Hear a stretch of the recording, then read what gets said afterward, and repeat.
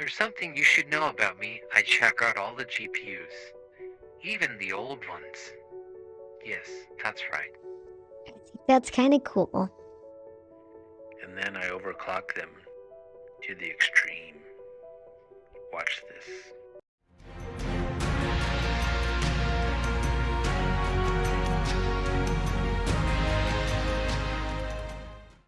Alright, guys, we're back with part 2 of the GTX1070 Watercooled GPU project. We did all the benchmarks and did the performance.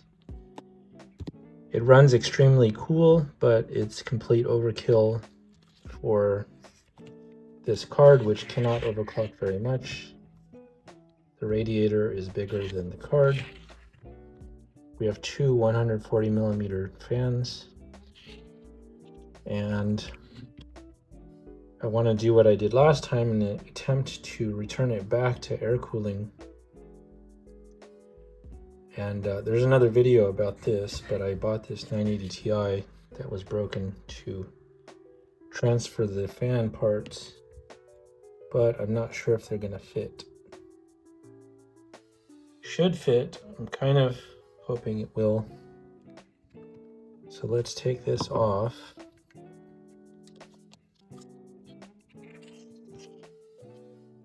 That's the USB controller for the LCD.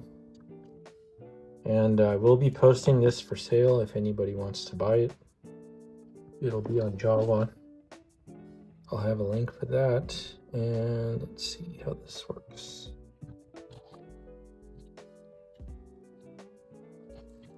I think this just unscrews, right? Out of the...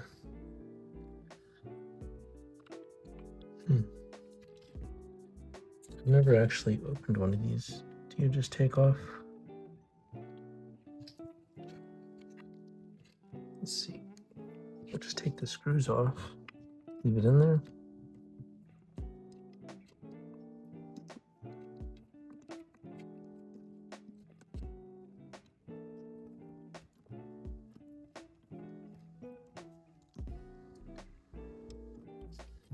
This could be a complete train wreck like the other video, so let's see. If it was the same brand of card, it would be fine, but this is a Founders. It's kind of under a lot of tension. Jesus. Okay, so let's pull that whole thing off. Ew, that's kind of gross. The thermal piece isn't even good. And it still ran so cool. So I guess I'll just leave that in there, but I'm pretty sure this unclicks somehow. Just turn it. And to recap, this is a 280mm CPU cooler that somebody put on a Kraken G12. This is an X62 kit, and it's running too cold, and also the radiator is so big it won't fit in my case. So we have these little things here. It's like these little standoffs. But the reason why I don't want it on here is because there's no cooling for the memory. The memory was getting kind of hot. I think this is designed for newer cards.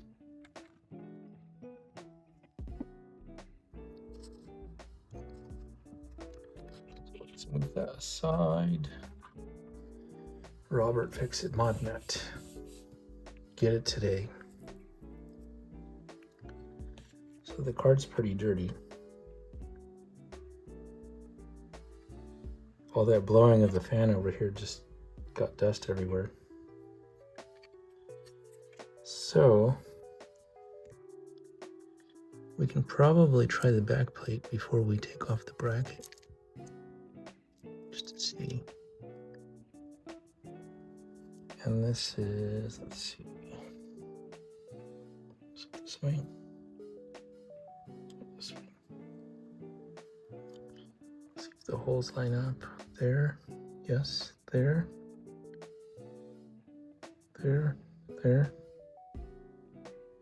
there, there. There's two holes that don't exist, these two. So I don't know if that's going to be a problem.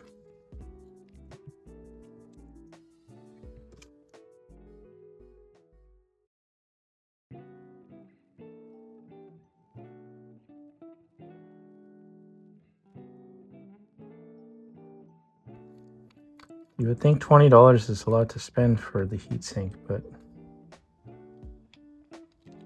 not necessarily. This is a nice one.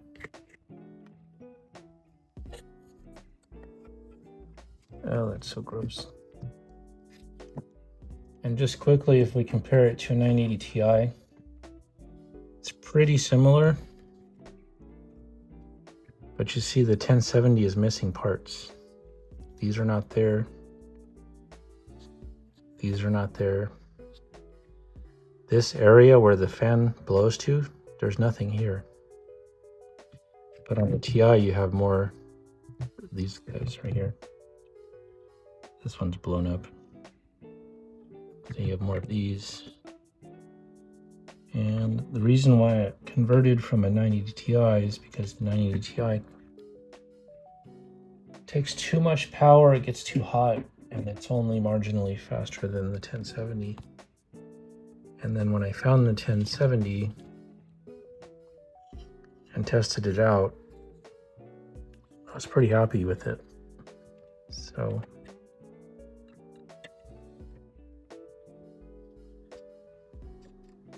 interesting. So this already has nice thermal pads, so just take these off, clean up the card a little bit.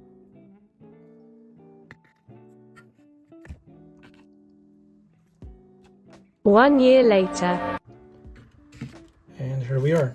This is the 1070 with the 980 Ti heatsink for the win. I'm not putting the back plate or the front plate on because there were clearance issues here. And I tried to mod it and it was just taking too long. So I just want to just try it like this. The because this is a Founders Edition, the fans should spin constantly. There won't be the zero stop feature. And they're blowing directly at the memories and everything. And I think it won't get too hot, but we'll see. And then I had a clearance issue with the LED connector here. So I took that off and then the fan connector went right on. So let's do some initial testing and then at some point I will put the back plate on, but honestly, I don't think it's gonna need it.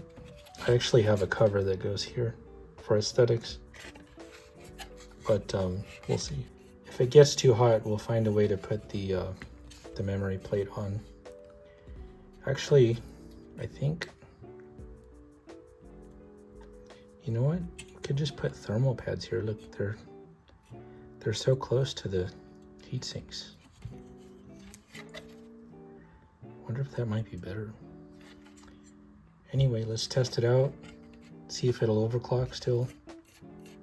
Be back in a minute. So here we're gonna run the same benchmarks again, just a couple real fast. And I noticed a immediate performance loss, not by much, but a little bit. When I tried to overclock it, it actually did not get the same results as before. And the card got really hot from the VRM area, which I was talking about before. So something has to be done about that. But just on stock settings, it's fine. And so I'll throw up some numbers here and we'll compare. And let's take a look. As you would expect, 1070 is faster than the 1060 by a good margin. But the highest overclock I received on the 1060 approaches the 1070. And then of course the 980 Ti blows it away still. And I noticed something interesting, what I mentioned, the card, if I would put it on a long benchmark like Heaven and keep benchmarking it, and the overclock results would actually keep going down because the card itself was getting so hot. Not the GPU, but the card. Also, it wasn't an open case, so there was no airflow over the card. So that's something to consider, but I'm just going to run it stock. Probably use this card, not sure. I might sell it, but I don't know who would want to buy it in this weird condition. So that was it. That was fun. And you might wonder what was the point of all of this. And I would say I have no idea. It was just something I wanted to try when I saw that listing. So I spent $100 total between the two cards. A few days later, somebody posted a GTX 1070 gigabyte for $50. So I could have just bought one and not had to go through all this. But it's fun to learn and tinker and modify and see what we can do. And I'm sure you guys like it when I mess up because it's funny. So we'll go on to the next one. I think what I'm going to do with this card is I might, because one of the fans is a little bit noisy, I might do a twin fan mod that I did on my 980 Ti. And basically that's just taking the shroud off and then putting two aftermarket fans on there, either Be Quiet or Thermal Right, and then it's way quiet. And it actually runs cooler because the shroud's not in the way. And the fans can run faster without making noise. So I could set the base speed higher than what it is. Also, I noticed that the fan profile is a little weird because this is a Founders Edition. As the card gets hotter, the fans don't go up much. They go from 27 to 38, but it doesn't go above 38. And that's weird. It's because the GPU is not hot, so it's waiting for the GPU to get hotter to ramp up the fans. And meanwhile, the card is getting hot. So I will try it again.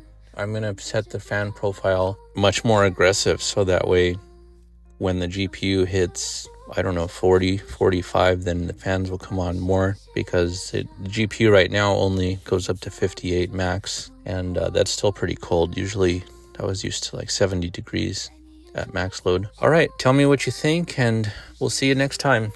Thanks for watching.